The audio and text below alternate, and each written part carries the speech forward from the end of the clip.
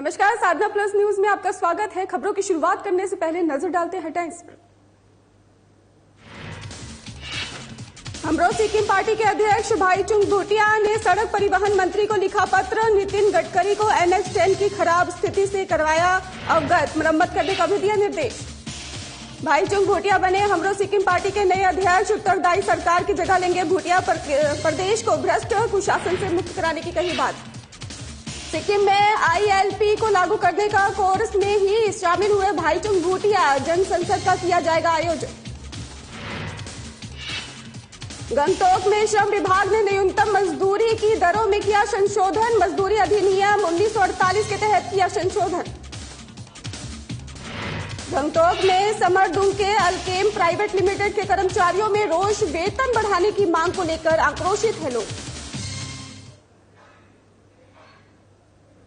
चलिए खबरों की शुरुआत करते हैं। हमरो सिक्किम पार्टी के अध्यक्ष भाईचुंग भूटिया ने ही सड़क परिवहन और राजमार्ग मंत्री नितिन गडकरी को पत्र लिखा है, जिसमें उन्होंने NH10 की खराब और खतरनाक स्थिति की ओर उनका ध्यान आकर्षित किया है और भारतीय राष्ट्रीय राजमार्ग प्राधिकरण NH10 की मरम्मत करने का भी निर्देश दिया है।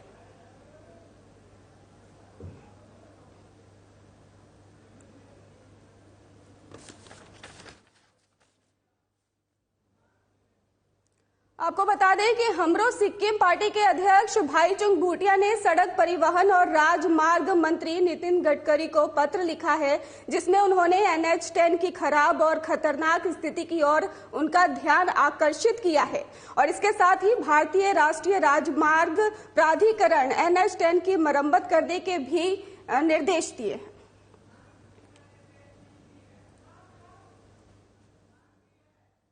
आपको बता दें कि मांग की गई है, भारतीय राष्ट्रीय राजमार्ग प्राधिकरण NH10 की मरम्मत करने की मांग की गई है।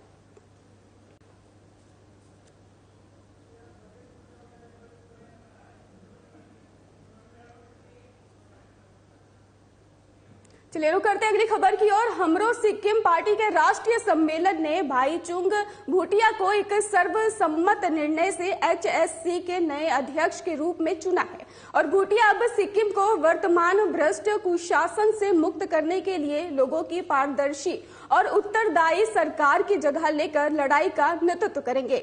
और इस अवसर पर ही भूटिया ने NSC के ही अध्यक्ष पद को HSC के अध्यक्ष पद को शालीनता से स्वीकार करते हुए पार्टी को आगे बढ़ाने के लिए अपने दृष्टिकोण को रेखांकित किया है। और इसके साथ ही भाईचुंग भूटिया ने भी निवर्तमान अध्यक्ष बीना बासनेट को अपना कार्यकाल सफलतापूर्वक पूरा करने के लिए धन्यवाद दिया।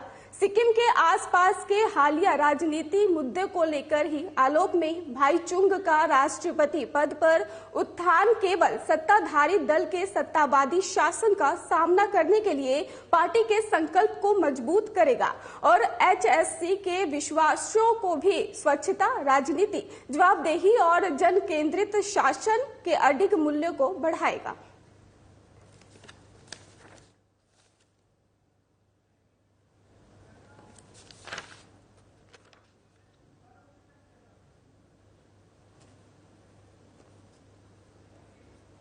आपको बता दें कि हमरो सिक्किम पार्टी के राष्ट्रीय सम्मेलन ने भाईचुंग भूटिया को ही एक सर्वसम्मत निर्णय से HSC के नए आदेश के रूप में चुन लिया है। भूटिया अब सिक्किम को वर्तमान भ्रष्ट कुशासन से मुक्त करने के लिए लोगों की पारदर्शी और उत्तरदायी सरकार की जगह लेकर लड़ाई का नेतृत्व करेंगे। और इस अवसर पर ही भूटिया ने NSC के अध्यक्ष पद को शालीनता से स्वीकार करते हुए पार्टी को आगे बढ़ाने के लिए अपने दृष्टिकोण को रेखांकित किया और साथ ही भाईचुंग भूटिया ने निर्वाचित अध्यक्ष बीना बासनेट को अपना कार्यकाल सफलतापूर्वक पूरा करने के लिए धन्यवाद दिया है। और इतना ही नहीं, सिक्किम के आसपास के हालिया राजनीतिक मुद्दों के आलोक में भाईचुंग का राष्ट्रपति पद पर उत्थान केवल सत्ताधारी दल के सत्तावादी शासन का सामना करने के लिए पार्टी के संकल्प को मजबूत करेगा और इसके साथ ही HSC के विश्वासों को और स्वच्छ राजनीति, जवाबदेही और जन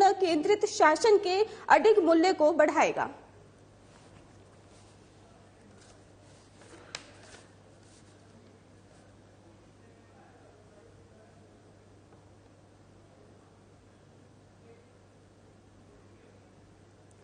गंगटोक सिलीगुड़ी राजमार्ग के सेबोके के खंड पर सलुगरा के पास दोपहर लगभग 2 बजे एक बड़ा हादसा हुआ। आपको बताते चले कि सिक्किम राष्ट्रीयकृत परिवहन की बस उत्तरी सिक्किम के चुंगथांग से सिलीगुड़ी जा रही थी और इसी वक्त आपको बता दें कि जहां पर बस ने एक 2 पहिया वाहन को टक्कर मार दी, जिसके बाद लोगों ने हंगामा कर दिया। वहीं बाइक सवार की मौके पर मौत हो गई, लेकिन बस के किसी यात्री को नुकसान नहीं हुआ है। जिसके बाद बस चालक को हिरासत में लेकर भक्तिनगर थाने ले जाया गया और वहीं राज्य परिवहन सचिव राज यादव ने कहा है कि कुछ आंदोलनकारी ने एसएनटी बस को जला दिया। सभी यात्री सुरक्षित हैं और उन्हें कोई नुकसान नहीं हुआ है और चालक को पुलिस ने हिरासत में ले लिया है, ये भी जानकारी सामने आई है। लेकिन वे जनता को वाहनों को जलाने से नहीं रोक सके।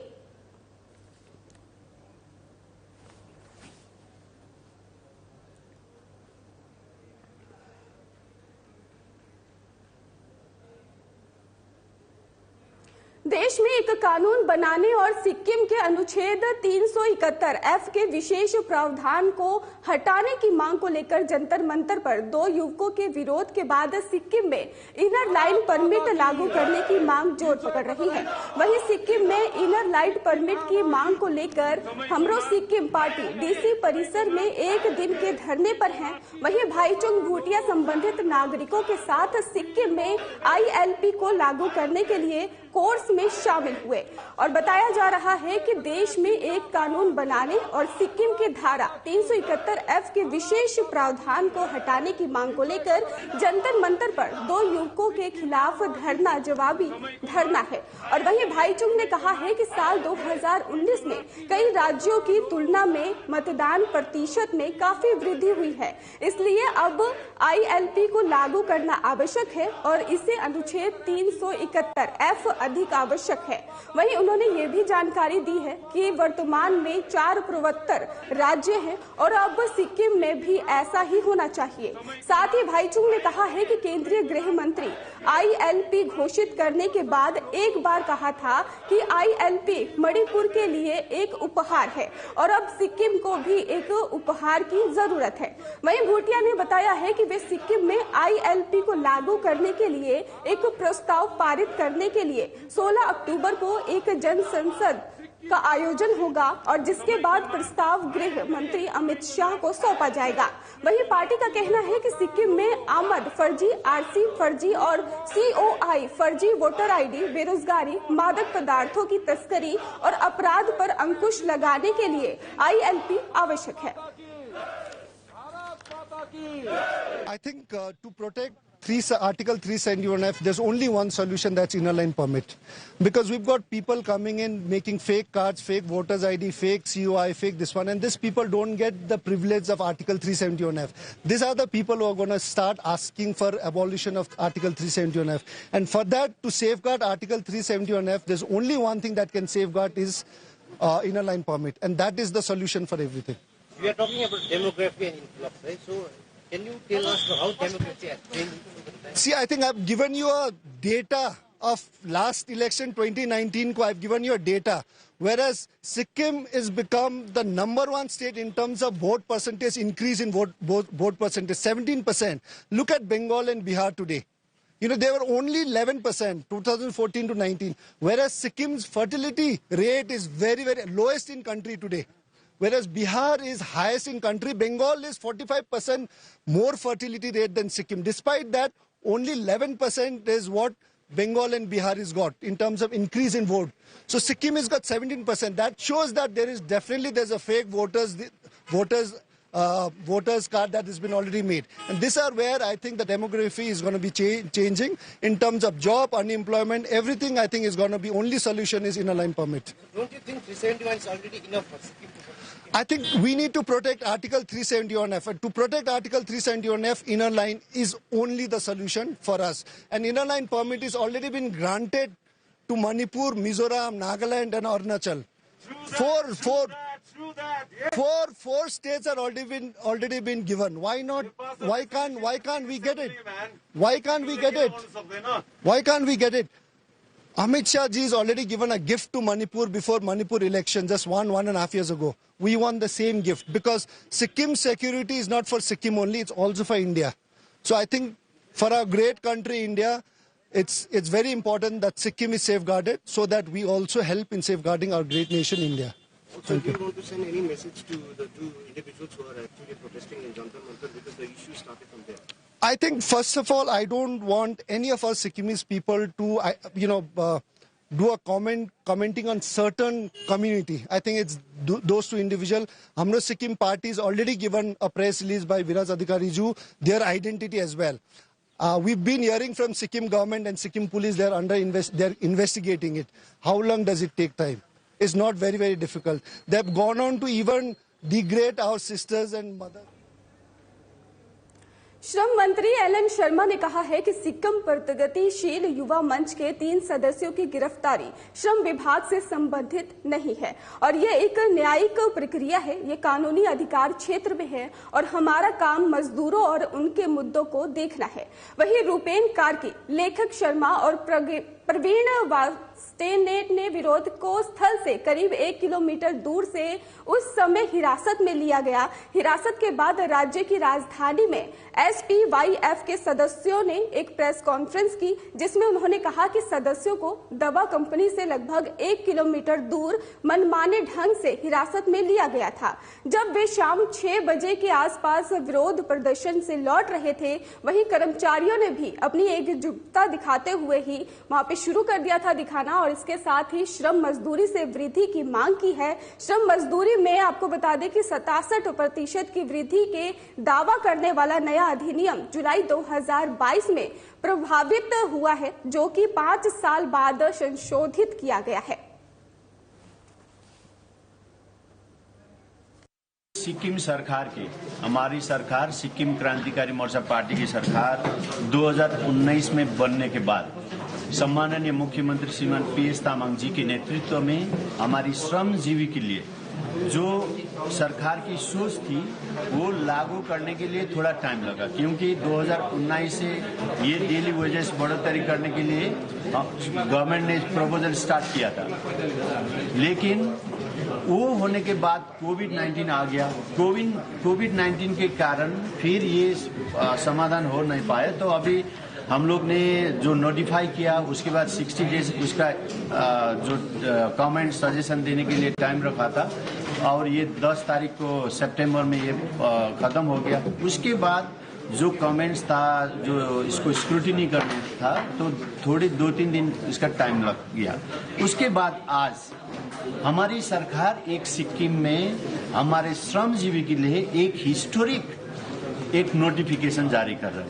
वो हिस्टोरिक नोटिफिकेशन ये है कि हमारे जितने भी skilled, unskilled, high skilled, semi skilled वो हमारे श्रमजीवी लोग हैं, उनके लिए 67% हाइक डेली वेजेस में करना ये बहुत बड़ा घोषणा है। और मैं सिक्किम सरकार कि सम्माननीय मुख्यमंत्री महोदय जिसने ये सोच लिया और सारे सिक्किम के जितने भी श्रमजीवी लोग हैं उनके लिए हित में ये काम किया। इसमें है ऑन स्किल के लिए 300 था, 500 बन गया डेली, और सेमी स्किल का 320 था, 520 बन गया। स्किल था उनका 335 रुपया था, वो 535 बन गया। हाईली स्किल था वो 365 से बढ़कर 565 हो गया। इसमें 15,000, 16,600, 16,050, 16,950 तक ये डेली वेजेस में रिवाइज, मंथली रिवाइज हो गया। और इसमें भी हम लोग ने कैटेगराइज किया है, जो 8,000 फीट तक काम करते हैं वो नॉर्मल वेजेस जो डिक्लेयर किया है वो है, वही मिलेगा। 8,001 से 12,000 फीट तक जो काम करेगा 50% ज्यादा उनको देना चाहिए, और 12,001 से 16,000 फीट तक जो काम करते हैं वो 75% ज्यादा देना चाहिए। 16,001 फीट से ज्यादा हाइट में जो काम करता है उसको जो गवर्नमेंट ने नोटिफाई किया उससे डबल करना होगा। ये एक बहुत बड़ा घोषणा सरकार ने किया, नोटिफाई किया। ये सारा सिक्किम में हमारे फार्मास्यूटिकल कंपनी हो और जहां भी हो, ये उन लोग के लिए फायदा है और सरकार उन लोग को आर्थिक स्थिति में मजबूत कराने के लिए 5-5 वर्षको अन्तरालमा चाहिँ यो रिभिजन हुनुपर्छ। र ठिक्कै पहिला चाहिँ लास्ट रिभिजन भएको थियो 2017 मा र अब ठिक्कै 22 मा हामीले टक्कै टाइम पुगेको थियो हो। र त्यसले गर्दा यो नोटिफिकेसन हामीले पुरै फेरि एक्जामिन गर्नुपर्छ। जसरी हाम्रो मन्त्री महोदयले भन्नुभयो नि 67% को हाइक त यो त सबभन्दा हाईएस्ट हो नि, त्यसलाई चाहिँ हामीले लिगली एक्जामिन गर्नको लागि चाहिँ हामीले अलिकति टाइम लिनु परेको थियो मात्र हो खाली। र त्यसले गर्दा यो चाहिँ होइन कि अरूले गर्दाखेरि भएको भन्ने छ, यो चाहिँ पुरै हाम्रो सरकारले र डिपार्टमेन्ट लागि परेर यसको नोटिफिकेसन टाइममा निकाल्नु पर्ने 60 दिनको जुन चाहिँ थियो त्यो अवधि त्यो पनि कानुनन म्यान्डेटरी दिनै पर्छ। र त्यसले आएपछि फेरि 60 दिनमा सपोज डिपार्टमेन्टले कुनै किसिमको रिप्रेजेन्टेसन नपाएको भए चाहिँ हामीले सन्डे भए पनि नोटिफिकेसन निकालिआएको थियौँ। तर अब रिप्रेजेन्टेसन सरले अघि तपाईँहरूलाई भन्नुभयो 14 वटा रिप्रेजेन्टेसन। वेतन वृद्धि की मांग को लेकर मजदूरों के हंगामे के बीच श्रम विभाग ने न्यूनतम मजदूरी की दरों में 67% की वृद्धि की घोषणा की है।